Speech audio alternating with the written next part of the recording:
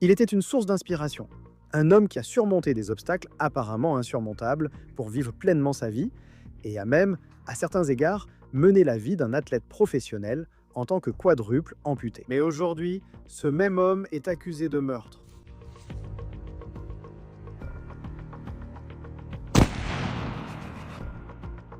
Like that second shot a little better, don't you? Et il y a un développement important dans l'affaire de Dayton Weber. Nous sommes ici pour vous informer que le vendredi 10 avril, le grand jury a approuvé un acte d'accusation contre Dayton James Weber. Les chefs d'accusation qu'ils ont approuvés étaient le meurtre au premier degré. Cela entraîne une peine maximale de réclusion à perpétuité. Mais l'avocat de Weber riposte, affirmant qu'il y a bien plus dans cette histoire que ce que vous avez lu dans les gros titres. Nous suivons l'affaire présentée par Law & Crime. Je suis Chris Stewart.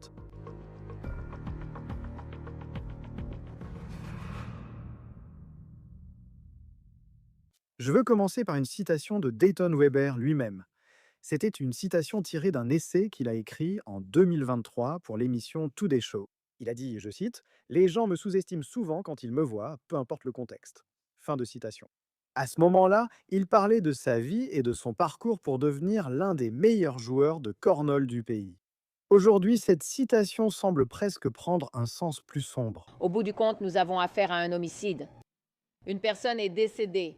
Notre tâche est de rassembler les éléments du dossier, de le préparer et d'être prête pour le procès. Le procureur adjoint de l'État du comté de Charles, Maryland, annonce qu'un grand jury a inculpé Dayton Weber, notamment pour meurtre au premier degré. Qu'est-ce qui se passe, les gars? Aujourd'hui, je vais vous montrer comment j'arme mon arbalète. Alors parlons de Weber, de son histoire et de la façon dont elle a pu le conduire à ce dont il est maintenant accusé. Un homme de 27 ans, originaire de cette région au sud de Washington, D.C. Et il a vécu la majeure partie de sa vie sans bras ni jambes. Et même s'il avait ce handicap, il ne l'a vraiment pas laissé l'empêcher d'avancer. Et grâce à cela, il est devenu une source d'inspiration pour de nombreuses personnes en devenant joueur professionnel de cornhole. Quoi de neuf, les gars? C'est Dayton Weber. Maintenant, Dayton Weber a documenté une grande partie de sa vie sur les réseaux sociaux pour montrer aux gens qu'on peut vivre pleinement, même avec les limites qu'on peut avoir et ses propres limites perçues. Je veux dire, imaginez traverser la vie sans avoir de bras ni de jambes. Il a été une telle source d'inspiration qu'ESPN lui a consacré un reportage de 6 minutes en 2023. Sa famille raconte qu'à 10 mois, Dayton a eu une infection bactérienne menant à une septicémie, une situation si grave qu'elle aurait pu lui coûter la vie. Et dans un effort pour lui sauver la vie, ils ont dû lui amputer les bras et les jambes.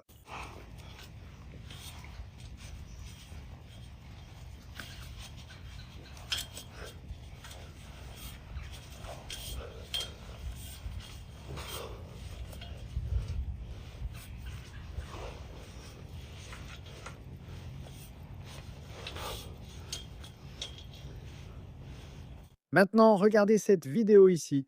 C'est une arme à feu attachée sur le dos de Dayton. Et le voici en train de grimper dans un mirador pendant qu'il chasse. C'est un passionné de plein air et il publiait souvent des vidéos de lui-même en train de chasser, d'utiliser des arcs et de tirer avec des armes à feu. Grâce au cornhole, Dayton a fait parler de lui dans tout le pays. Il a déclaré à ESPN participer à des dizaines de tournois chaque mois. En 2023, il a rejoint la Ligue américaine de cornhole. C'est le sommet pour ceux qui jouent à ce jeu que nous faisons souvent lors des barbecues et des fêtes d'avant-match. Mais pour Dayton, c'était bien plus que ça. Il disait que sa devise dans la vie était, je cite, « Le monde n'attendra pas ». Mais maintenant, ce sourire primé a été remplacé franchement par ce qui ressemble à un rictus sur sa photo d'identité judiciaire. Et c'est glaçant quand on pense à ce dont il est accusé. Alors, parlons-en. Temporairement, une berline blanche, un homme touché par balle à la tête, homme numéro 2, chemise rouge. Je veux revenir à la nuit du 22 mars dans le comté de Charles. Quelqu'un a été abattu pour t'aider au 2236. Voici l'appel diffusé par la radio de répartition. Selon le bureau du shérif du comté de Charles, 2 personnes ont arrêté des adjoints sur le bord de la route vers 22h25. Et les 2 personnes racontent une histoire terrifiante. Elles disent qu'elles étaient dans une voiture conduite par Weber. Et les adjoints disent que Weber se serait disputé avec la personne assise à l'avant. Cet homme s'appelait Bradrick Wells. Les agents du shérif avaient trouvé 2 personnes sur le bord de la route, mais aucune trace de Weber ni de la Tesla blanche où cela aurait eu lieu. Et il n'y avait aucune trace de la personne qui aurait été abattue par Weber. Temporairement, il devrait s'agir d'une berline blanche, un homme touché à la tête par une balle, deuxième homme, chemise rouge. Les adjoints disent que les 4 personnes qui étaient dans la voiture, Weber, Wells et les 2 à l'arrière, se connaissaient toutes avant cela. Environ 2 heures plus tard, après que les adjoints ont trouvé ces personnes sur le bord de la route, un appel au 911 est arrivé d'une personne affirmant qu'un corps avait été déposé dans son jardin, à seulement 10 minutes de l'endroit où se trouvaient ces 2 personnes sur le bord de la route. Et ce corps était celui de Bradrick Wells, un homme de 27 ans qui est maintenant décédé.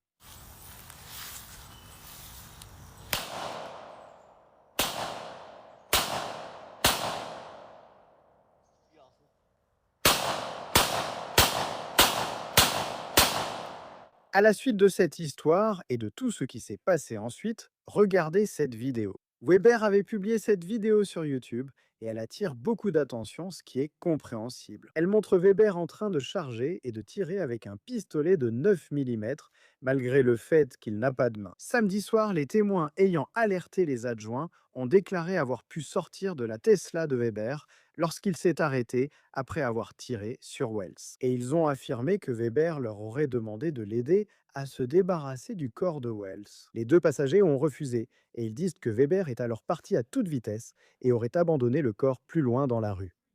Weber aurait ensuite pris la fuite. Je pense que Dayton Weber voyage sans direction précise. J'adore cette région. Just halfway through police investigation area. A suspect that shot and hit the vehicle which has close injury is a deal big Tesla, white Tesla. When you guys are responding to that area, keep a lookout. Weber a finalement été retrouvé à plus de 160 km de l'autre côté de la frontière, à Charlottesville, en Virginie. Les adjoints du shérif disent donc que Weber a été arrêté dans un hôpital où il était soigné pour un problème médical. Et voici la photo d'identité judiciaire prise par les autorités de Virginie. Weber a été arrêté. Au début, il n'a été inculpé que comme fugitif de la justice. Mais l'affaire a pris une nouvelle dimension car, de retour dans le Maryland, son dossier a été soumis à un grand jury qui l'a inculpé de plusieurs chefs, dont meurtre au premier degré. Les autres chefs d'accusation sont port d'une arme à feu lors d'un crime violent, 2 chefs de mise en danger imprudente et 2 liés à la possession d'une arme de poing chargée dans un véhicule. Si reconnu coupable, Weber risque la prison à vie. Mais son avocat affirme que l'affaire est différente de ce que disent les procureurs et qu'il y a bien plus. Oui, à 100%, c'est de la légitime défense. Il allait être tué. Il s'agissait de tuer ou d'être tué. C'est de la légitime défense et nous avons les preuves pour le prouver au procès. Pensez à cette citation « tuer ou être tué ». C'est l'histoire que l'équipe de défense de Weber présente à ce stade. Ils se sont adressés aux médias dans cette vidéo selon WJLA après la comparution de Weber. Maintenant, les procureurs, eux, contestent cela. Ils disent qu'aucune preuve ne montre pour l'instant une légitime défense. Le procureur a aussi été questionné sur l'impact des vidéos sur les réseaux sociaux, notamment celles où Weber tire avec une arme et leur rôle dans l'évolution de l'affaire. Je veux dire, l'une des choses que l'autorité qui apprécie les faits, que ce soit le juge ou le jury, doit comprendre, c'est est-ce que la personne est physiquement capable de tirer avec une arme de poing? Donc, cela pourrait devenir pertinent dans cette discussion. Nous devrons donc examiner cela et prendre une décision. Je veux dire, une chose sur laquelle la défense et l'accusation étaient d'accord lors de l'audience de mise en liberté sous caution, d'après les commentaires faits par la défense et ceux faits par la défense devant la presse, c'est que ce n'est pas une question de savoir qui. Les 2 parties sont d'accord pour dire que Dayton Weber a tiré sur Bradrick Wells. Quant au pourquoi, c'est là où nous sommes en désaccord. Mais sur l'identité de l'auteur, il n'y a pas de désaccord. Donc, nous verrons, en fonction de cela, si ces vidéos ou l'une de ces vidéos doivent être versées au dossier comme élément de preuve. Et bien sûr, tout cela devra faire l'objet d'une discussion, que la défense soit d'accord ou non, ou qu'elle s'y oppose. Le tribunal discutera, évaluera les preuves et décidera de leur admission. Mais nous devons examiner tout cela et nous assurer que nous préparons correctement un dossier à présenter devant le tribunal. J'ai aussi trouvé intéressant que le procureur soit questionné sur la nécessité d'adapter la prison à Weber en raison de son handicap. Voici sa réponse. Je veux dire, d'après les informations que nous avions à l'époque de la part des forces de l'ordre, même en ce qui concerne l'aménagement de sa propre résidence, il n'y avait rien d'unique ou de particulier à ce sujet. Donc, nous pensons qu'il va bien en prison. Nous n'avons pas entendu parler de problème. Et puis la prison, comme la prison l'a indiqué, il prendrait les dispositions spéciales nécessaires. Ce n'est pas la première fois que la prison doit prendre des dispositions particulières pour quelqu'un. Nous avons eu des personnes en fauteuil roulant ou ayant d'autres types de handicaps physiques qui ont nécessité que la prison s'adapte à ces situations. Mais encore une fois, d'après tout ce que nous avons vu, la prison est tout à fait capable de l'accueillir puisqu'il était capable de se déplacer dans toute sa maison à 2 étages. On ignore la date de la prochaine comparution de Weber, dont l'affaire a été transférée à le tribunal de circuit du comté de Charles, Maryland. La famille de Bradrick Wells dit qu'elle collecte des fonds pour lancer une initiative visant à sensibiliser la communauté à la violence armée. Nous sommes rejoints maintenant pour analyser cette affaire par Eric Fadis, avocat pénaliste. C'est toujours un plaisir de vous avoir ici sur Law and Crime. L'affaire Dayton Weber est très particulière pour plusieurs raisons. Dans quelle mesure le fait qu'il ait ce handicap entre-t-il en jeu? Je veux dire, il est amputé des 4 membres. Je sais que c'est pour ça que ça attire beaucoup d'attention, et surtout parce qu'il avait, vous savez, une présence sur les réseaux sociaux. Mais quand on regarde comment cette affaire pourrait évoluer, dans quelle mesure cet aspect-là compte-t-il vraiment? Le fait même de son handicap appuie la thèse de la légitime défense. C'est aussi simple que ça. Vous savez, nous avons une personne en situation de handicap. Son état physique n'est pas le même que celui de l'autre partie impliquée dans cette altercation présumée. Et donc, naturellement, il y a des vulnérabilités, il y a des sensibilités, il y a des choses que cette personne ne peut pas faire. Cela leur donne-t-il une crainte plus raisonnable d'un préjudice corporel imminent s'ils pensent être menacés par quelqu'un d'autre? Je pense que ces circonstances étayent effectivement la thèse de la légitime défense. Non seulement il est accusé d'avoir tiré sur Bradrick Wells, mais il était aussi, soi-disant, le conducteur de cette Tesla. Et il est également accusé d'avoir abandonné son corps. Et il semble que ce soit quelque chose qu'il dise qu'il a fait seul, ce qui, tu sais, il est difficile d'imaginer comment cela aurait pu réellement se passer. Et puis, je pense qu'en tant que procureur, il serait même difficile d'expliquer à un jury potentiel comment il aurait pu faire ça. De ce côté-là, je veux dire, comment rassembler les éléments et présenter une histoire vraiment, vraiment incroyable sur la façon dont cela se serait prétendument passé à leurs yeux. Donc, l'autre côté de la médaille, c'est que Dayton Weber est plutôt capable. En fait, il est même plus capable que certaines autres personnes. Il était, vous savez, un compétiteur de haut niveau dans un jeu appelé Cornhole, où l'on lance des sacs dans un trou. En plus de cela, il existe des vidéos où on le voit utiliser une arme à feu et accomplir d'autres actes potentiellement criminels. Et donc, vous savez, du point de vue d'un procureur, il faut en quelque sorte éclairer le jury sur ce que cette personne est capable de faire, ce qu'elle a fait dans le passé et ce dont elle aurait pu être capable dans cette affaire. Oui, parce que, vous savez, le parcours de Dayton Weber est incroyable. Je veux dire, il est certes accusé de ce crime terrible maintenant, et cela a changé les choses. Je pense que cela a changé la façon dont les gens le regardent. On dirait un retour dans le temps, comme lors du reportage d'ESPN sur lui. Il a aussi écrit un essai pour Today Show. Comme si tout chez ce gars consistait à faire ce que les gens ne s'attendaient pas à ce qu'il fasse à cause de son handicap. Et je me demande maintenant, vraiment des deux côtés, est-ce que ça joue contre lui? Le fait que ce soit un gamin qui a surmonté les obstacles pour accomplir des choses incroyables, est-ce que ça se retourne contre lui maintenant, où il aurait pu aussi surmonter les obstacles et faire prétendument quelque chose de terrible, quelque chose qu'on n'aurait pas cru possible venant de lui? Je pense que le procureur dira clairement oui. Le procureur va dire, regardez, ce n'est pas le profil auquel on s'attendrait chez une personne tétraplégique. Et en ce qui concerne leur capacité, cette personne a été capable de grandes choses. Elle a atteint un niveau dans une activité physique comme le cornhole qui est assez inégalé. Et en plus de cela, il sait manier des armes à feu.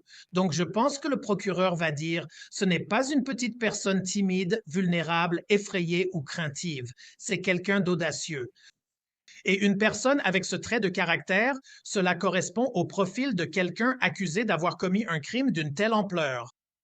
Parce que là, et je sais, on fait un peu des allers-retours entre l'accusation et la défense, mais je pense que dans cette affaire, puis c'est un peu comme, il y a les détails techniques, soit du genre comment, et je n'essaye pas de simplifier, mais c'est comme comment il conduit et arrive ensuite à sortir une arme et à tirer sur quelqu'un. C'est ce que disent les procureurs. Côté défense, comment répondre à cela? Oui, il existe des vidéos de lui tirant avec un 9 mm sur les réseaux sociaux. Il y a une vidéo de lui en train de grimper dans un mirador avec une arme sur le dos pour aller chasser. Mais quand même pouvoir dire que, du point de vue de la défense, il est ridicule de penser qu'il serait capable de faire toutes ces choses. Sans compter qu'il se serait débarrassé seul d'un corps après avoir laissé 2 personnes au bord de la route. Bien sûr, vous savez, si j'étais la défense, Chris, ce que je pourrais faire, c'est demander au jury pendant la sélection, eh bien, pouvez-vous passer un coup de fil sans utiliser vos bras ou vos jambes? Imaginez la difficulté des activités quotidiennes pour une personne tétraplégique.